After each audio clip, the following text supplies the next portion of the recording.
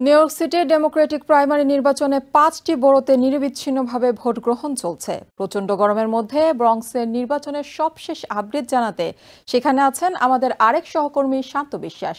তিনি জানাবেন সেখানকার ভোটের সবশেষ পরিস্থিতি। ধন্যবাদ আপনাকে। আপনি আসলে যেমনটা জানেন, আমরা আসলে প্রতি ঘন্টায় আপনাদেরকে আপডেট দেওয়ার চেষ্টা করছি যে ভোটের আসলে কি অবস্থা, পোলিং এখন এই মুহূর্তে। তবে মজার ব্যাপার হচ্ছে যে পরিমাণ রোদ এবং যে পরিমাণ গরম, সেক্ষেত্রে আসলে যত দুপুর গড়াচ্ছে ততই ভোটার টার্ন আউট কমে যাচ্ছে। কিন্তু আমরা আশা করছি যে অফিস আওয়ার শেষ হলে হয়তো ভোটার প্রক্রিয়া আরো বাড়বে, ভোটার আরো আসবে, কারণ অফিস শেষে অনেকে ভোট দিতে আসবেন।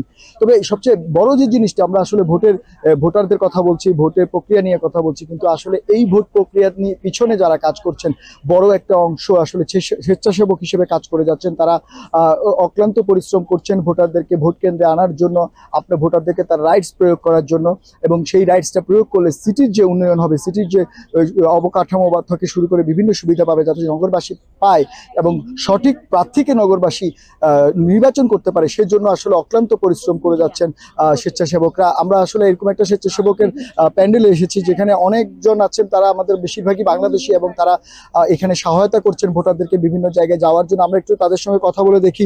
আসলে আপনারা তো, আমরা দেখলাম সকাল থেকে অনেক পরিশ্রম করছেন, অনেক ভোটারদেরকে লাইন দেখিয়ে দিচ্ছেন, কিভাবে ভোট দিবে বলছেন। আসলে এই জিনিসটা আপনারা কেন করছেন বা কিসের তাড়নায় আপনাদেরকে এই জিনিসটা করতে উৎসাহিত করলো?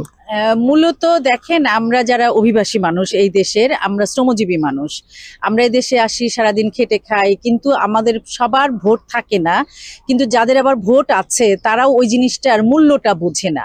কারণ আমাদের কমিউনিটিতে এই নিউ ইয়র্ক শহরের সবচেয়ে গ্রোয়িং যে কমিউনিটিটা, বাংলাদেশি কমিউনিটি বা আপনি ইমিগ্রেন্টরাই হচ্ছে নিউ ইয়র্ক শহরকে চালনা করে, এবং তাদের মধ্যে শ্রমজীবী মানুষ, যে ওয়ার্কিং ক্লাস পিপল, তাদের সংখ্যাটা কিন্তু সবচেয়ে বেশি। কিন্তু তারা যে কষ্টের সমস্যার সম্মুখীন হচ্ছে, এই অবস্থা যদি পরিবর্তন করতে হয় তাহলে আমাদের একজন প্রতিনিধিকে ক্ষমতায় বসাতে হবে, যে আমাদের মতো করে ভাববে, আমাদের কষ্ট, আমাদের স্ট্রাগলটা ভাববে।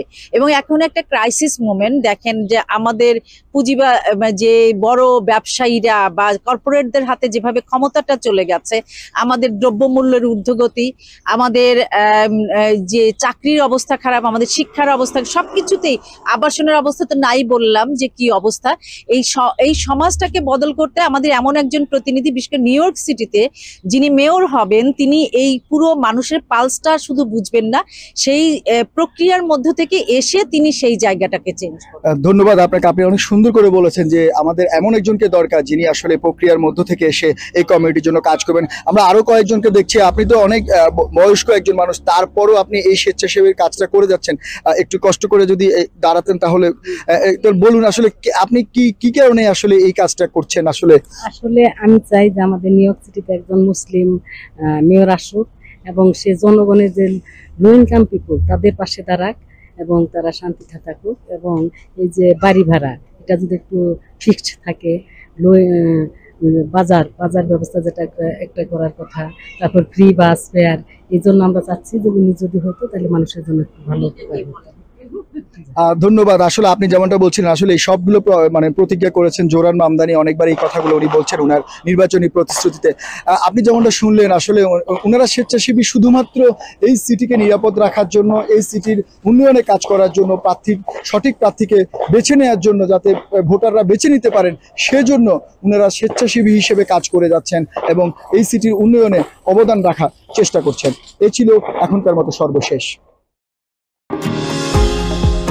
নিউ ইয়র্ক থেকে সম্প্রচারিত TVN 24 টেলিভিশন, বিশ্বজুড়ে বাঙালির কণ্ঠস্বর।